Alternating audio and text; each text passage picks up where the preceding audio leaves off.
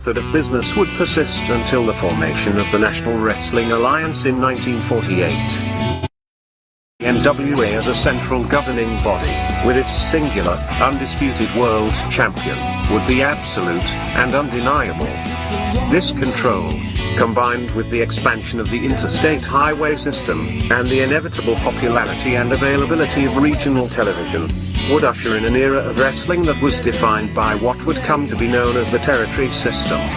The territory system would dominate wrestling for nearly 4 decades. While the borders, authority, popularity, and obedience of individual NWA territories was in a near constant state of flux, to this day the impact and influence of these territories is still felt. Each territory had its own signature promoter and star. While it is impossible to cram these characteristics into a static, concrete map, we are damn sure going to try anyway. So open up your eyes way before it gets too late. Now one man, there's no way you can hit the street lights running, don't give a damn. A simple explanation that you'll never find. Sinners never sacrifice. We never leave love alone. Is hate really worth the price? Look at what we've done. Never care for compromise. Always threatening someone's life, and it feels like the end of the world.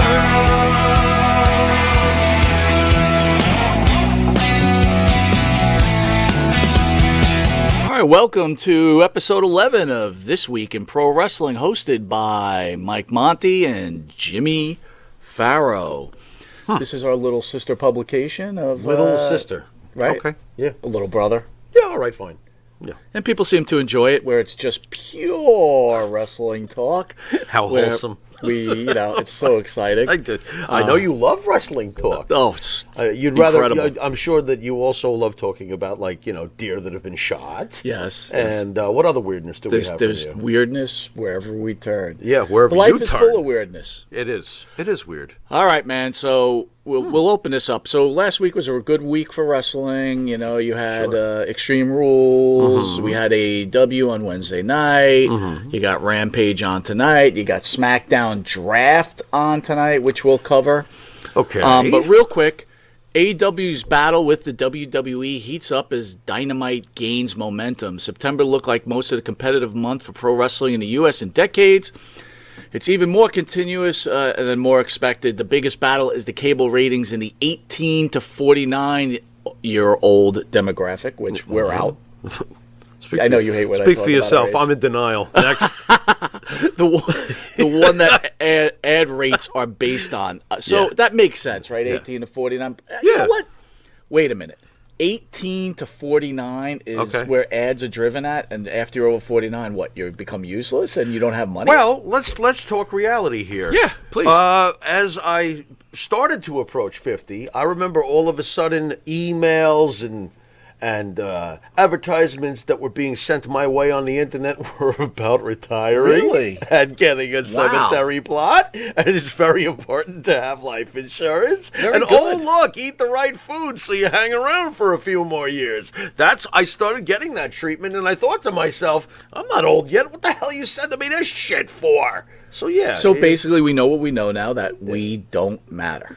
We know that WWE is not playing to us, no, right? Wait. Yes, they are. And it just matters to this particular demographic that we're not included. Not that we don't matter. Got you. Man, oh man. Glass is half empty, Mr. Monty. The traditional Not that I Monday blame Night you. Raw WWE franchise and AEW's Wednesday Dynamite have been neck to neck the last 3 weeks. Okay. All right. According to Showbuzz Daily, the September 7th episode of Raw brought in an overnight of 1.71 million viewers this week. That garnered a 3-hour average of .476 at the age of 18 to 49 demographic. Okay. AEW Dynamite last Wednesday pulled a 1.1 viewership. Okay. That's fine. I mean, look, the wrestling ratings are not what they were when we were younger, but if they're getting between 1 and 2 million, especially AEW, good for them. I'm sure that the WWE would like to get over 2 and head towards 3. But that's not bad, all things considering. And yeah, it's a race. That's cool. And not to be pro We win. WWE here, let's not forget that WWE is really not battling AEW at this point. They're battling Monday Night Football on Monday. Right, on Mondays, sure. Which is, I would assume the demographic would be 18 to 49 in Monday Night for Football, right? Yeah, I would think so. So, so for AEW to be, again, the thought process is that it's not fair to compare Tony Khan to Vince McMahon because Vince McMahon, when he took over the WWE and took over the wrestling world, he had a really big head start. Right. And Tony Khan is starting from scratch. True. You That's agree true. with that? Yeah, no, I can't disagree with that. Vince it's in his genes. I mean, I know we always talk about Vince's dad, but Vince's grandfather, who nobody seems to talk about or mention. You ever look up Vince McMahon's grandfather's resume? Sure. This guy was boxing promotions at the Garden, wrestling in the 20s. Right. Come on, man. It's in Vince's genes. Tony Khan. Tony Khan kind of annoys the shit out of me. What's wrong with me? Why? I don't know. There's something very annoying Could about it be him. that he doesn't shave?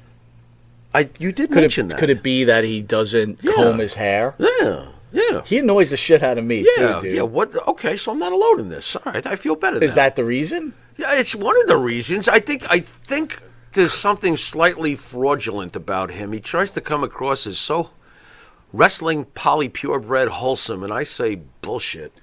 I don't know. I sense bullshit. Do you think the old give little Brody's son a hug on Dynamite?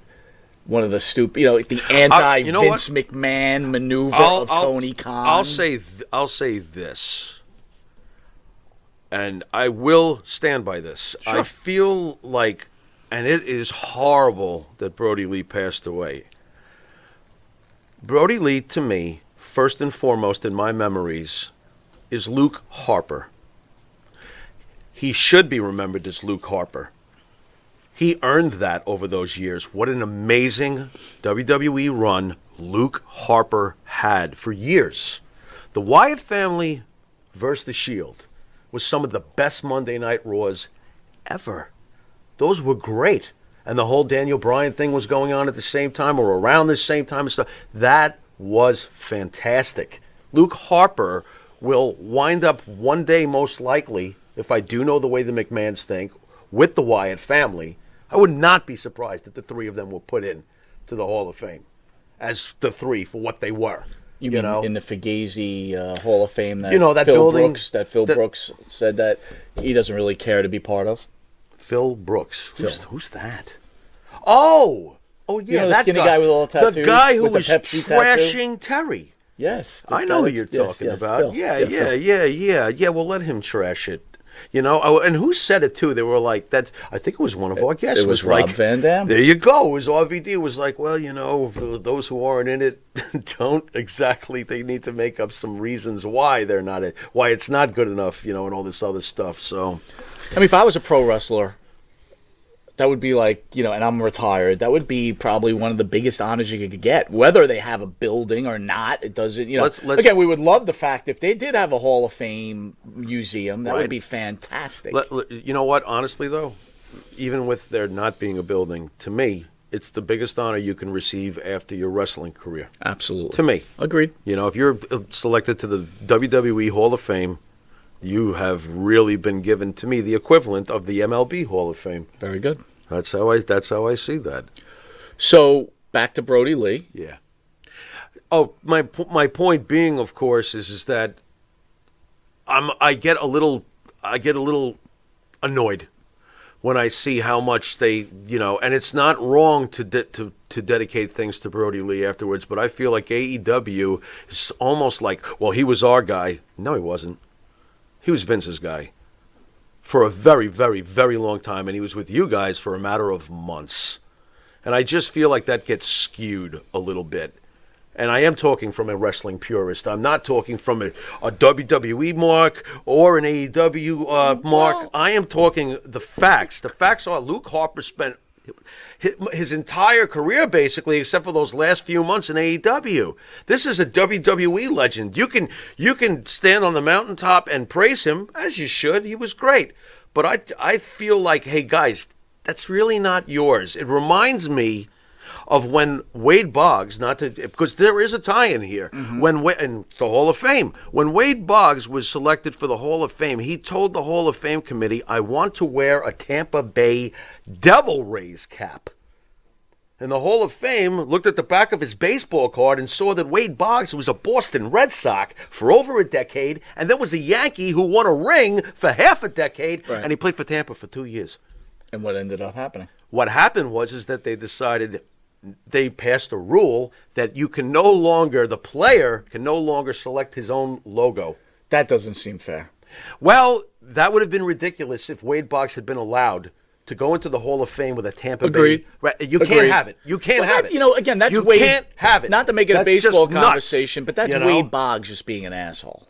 Actually, it was a business deal. He had, his chicken thing. Wade Boggs with his chicken thing. Right. He had a business deal struck up. Well, it's all about money. We spoke about that. So he was going to do what you spoke about. Winfield going in as a Padre, but that was ridiculous. Again, though, what a mistake that was. He spent a lot of years in that San Diego uniform. Right? He did. So, hard to argue. He did, but when you come to New York and you're knocking 100 runs for 8 consecutive years, you get to a World Series. Yeah, I understand he didn't do well in the World Series, but New York is where everybody learned the name Dave Winfield. Understood. Okay, so I think it's a mistake. And like I told you, too, 100 years from now, little kid with his father in the Hall of Fame, in Cooperstown for the first time, he's looking up and he sees all these great Yankees over the years, and he looks at Dave Winfield's back and he goes, Daddy, how come he doesn't have a Yankee logo? It says right here he played for the Yankees from 81 to 90.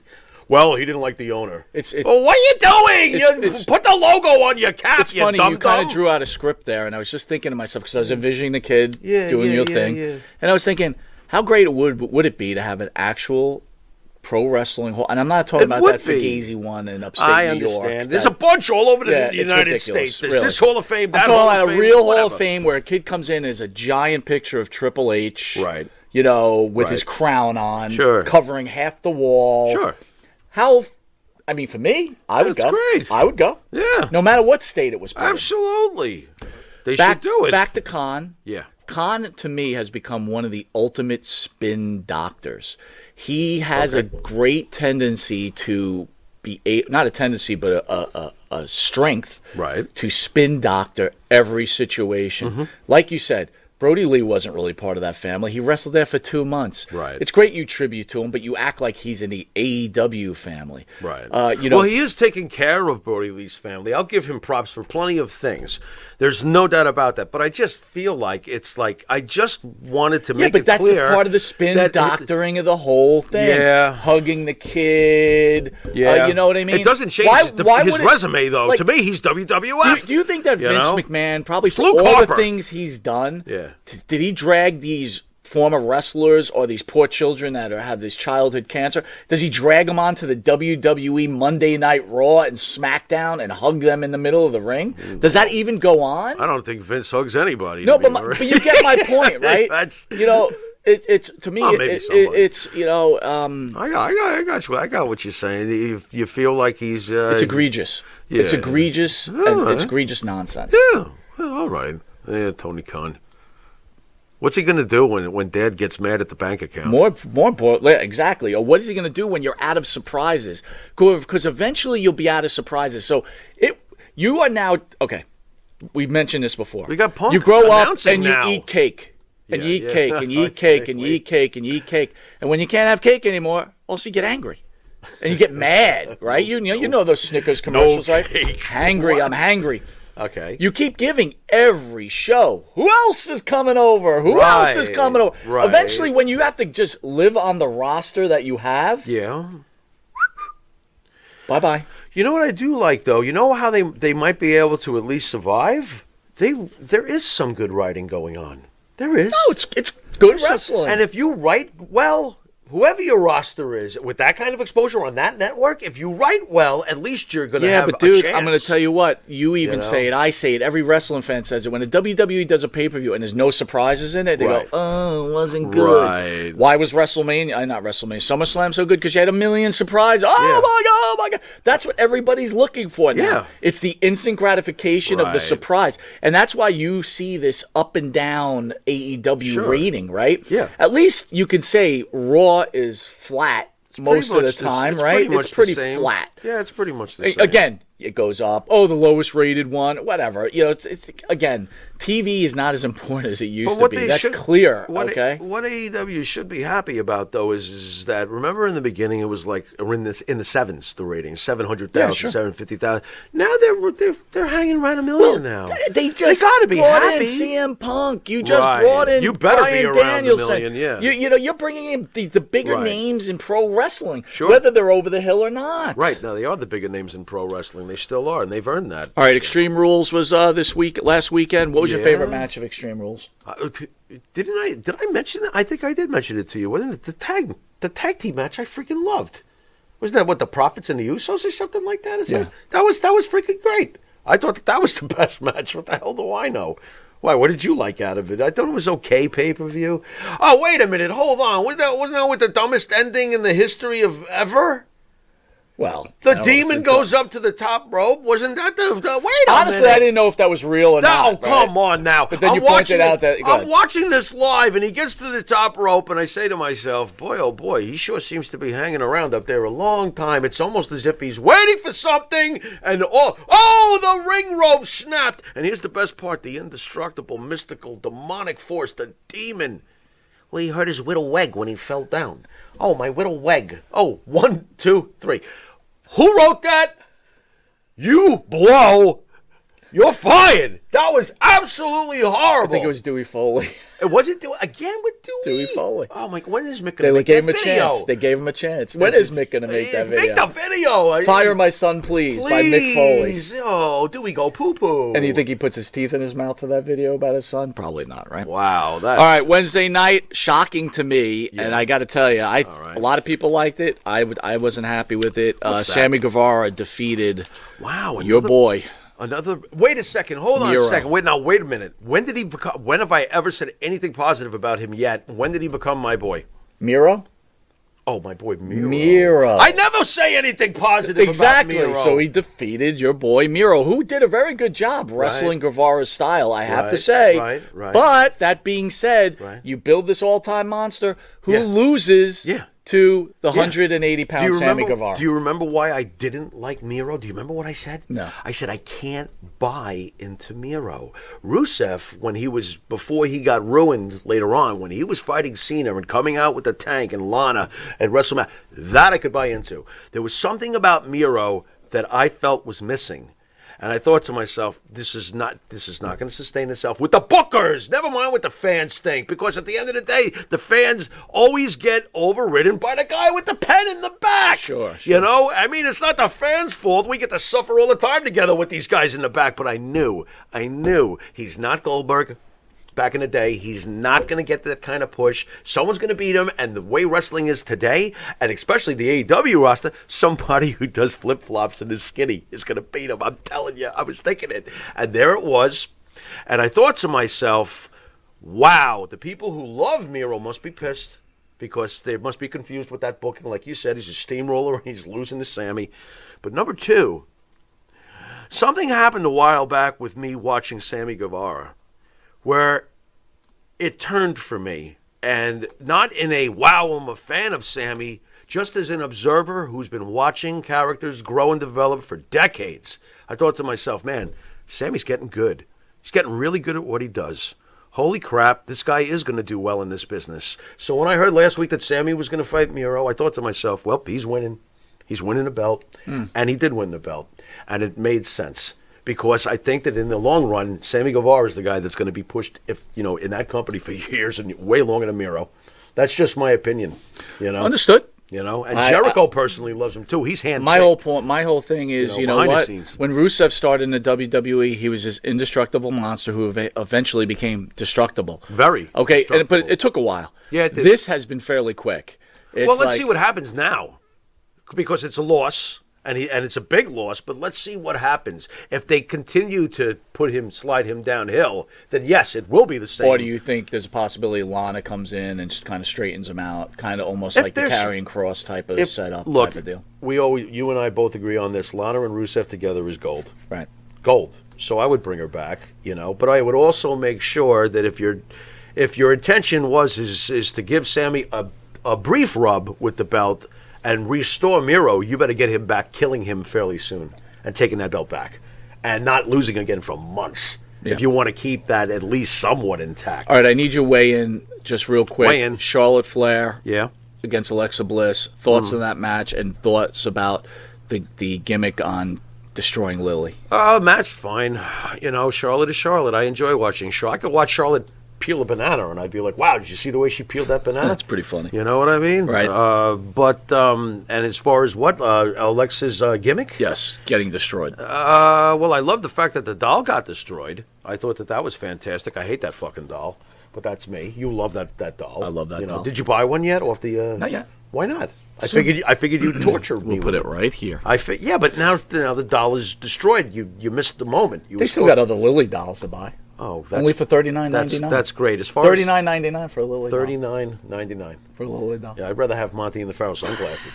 That's true. $8.99. That's right. www.montyandpharaoh.com. Much better bargain. As far as Alexa's character, if it goes, fine. If she goes away now, we don't see her again this way. Why would we anyway? You know what? I was actually puzzled when Bray left. Yeah. Why she was continuing to do it anyway. Because I think they knew Bray was going to leave, and they wanted to transform that character into something else. Right? Well, they give her thought, unlike some of the characters on the show they write about. They actually give All right, some so thought. tonight is Tonight? the draft. Okay. Give me your... I have no Give me who idea. was the biggest shocker I have no move to the idea. draft, and the lamest move to the draft. As to what I think is going to happen? Yeah, just not total, just like who's going to be the biggest shock to be moved from one brand to the other, Yeah. and who's going to be like, who cares type of move. And I we're don't not know talking about- about down the line third round. We're talking about tonight, Yeah, I know. the first round. I don't know about shock, but for some reason I keep thinking Brock is going to be moved away from Roman, right? Away. Even from though they're Roman. going to go overseas and wrestle each other. Yeah, and they're going to get it out of the way. What do you think that decision's going to be for that match? I cannot see either one of them saying, "Okay, pin me." No, Roman is not losing the title. He And just Brock can't. is not getting pinned. Brock's already put Roman over. How But many times? are you gonna Lashley's do- wrestling Goldberg. You know Goldberg's going over, right? Yeah, I in feel Saudi that. Arabia. You has to. Yeah, I feel that He's got to for defend sure. his son. feel That's that why I for bet they sure. probably gave Big E the title to begin with, if you really think about it, We right? gotta get out of Because that you can't like Goldberg calamity. I want the belt too. Right, Oh exactly. no, not again. The So yeah, fans would- so are you calling that Brock gets drafted to Raw? I'm not going to predict. You know that. You don't have to do that with me. But as far Hey, as wait, hold on. my thoughts, Just a thought, What? a random thought. yeah, Brock gets drafted to Raw. yeah. Right? Mm-hmm. They wrestle in Saudi Arabia, make it a squash match, not squash match, but a draw, like a double DQ, whatever. Right. Brock beats Big E for the title. He's good. Yeah. WrestleMania main event, title for title. That's awesome. I like that. I like that too. I think that's awesome. So let's get Brock over to Raw. Okay. So that's Okay. As far as the lamest thing that I can see happening, you know what? That's hard to say. Personally, for me, if they take Shinsuke off of SmackDown, I'm going to be pissed. Well, he's the Intercontinental Champion. Please can leave you him. can you draft the champion? They could probably flip flop whoever they You're want. probably right. You know what I mean? Please. Well, leave- you can't draft the Universal Champion. You can't draft The two champions. the SmackDown Champion. Right, the but you can WWE champion and the Intercontinental- Universal, Yeah. but I think everything else can. Well, wait a minute. You can't do it with the SmackDown Tag Team Champs. They can't. The No, the SmackDown ta- Tag Team the Champs. tag can't team go. titles I are just the- think the Intercontinental Yeah. and U.S. belt are probably Unless interchangeable. you're the Street Profits and the New Day, and they traded belts, Interesting. which was kind of weird. Interesting. They did make. All right, I'm going to go with this. I think you're right. I think Brock is getting drafted to Raw, Yeah. and I'm going with Bianca Belair getting drafted to Raw, which I don't want to see happen. I don't want to see that happen. Raw. The women, you know what though? The women's division on Raw might need Bianca Belair.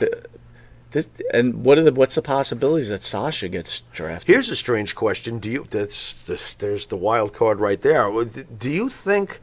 How do you root for the draft to go? For me, I root for both sides to be as balanced as possible. I feel like there should be a healthy handful of stars on one show and a healthy handful of stars on the other show. Do you think that the writers in the back and Vince will decide to do it top heavy towards SmackDown because it's on Fox? Well, I think it's already top heavy towards SmackDown. I understand that. Do you think they're going to do that again? So, now that you say that, that changes then everything. you can't really move Lesnar because that would be a mistake then. Yeah. Because is Lesnar going to change people to tune into Raw? Yes.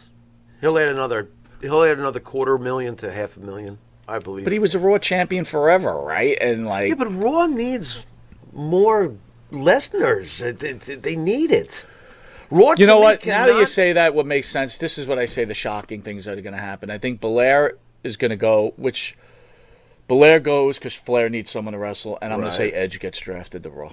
Wow, Edge goes to Raw. Raw could use Edge. Just leave Shinsuke alone, please. Yeah. All right, with that, final thoughts. We're out of time. Want everybody to enjoy SmackDown tonight. Yeah. Other than that, pretty much wait for And episode. Rampage. Enjoy Rampage. Rampage, yeah. Yeah. What do you think about, real quick, CM Punk being a commentator all of a sudden? I think the first week he was doing it, I thought it was terrible. I thought last week he was excellent. Oh, I guess he got comfortable real Phil fast. Brooks is a much better announcer than he is a wrestler. His name is CM Punk. Oh, I'm sorry. You've been watching This Week in Wrestling, and until next week where we hit episode 12, later.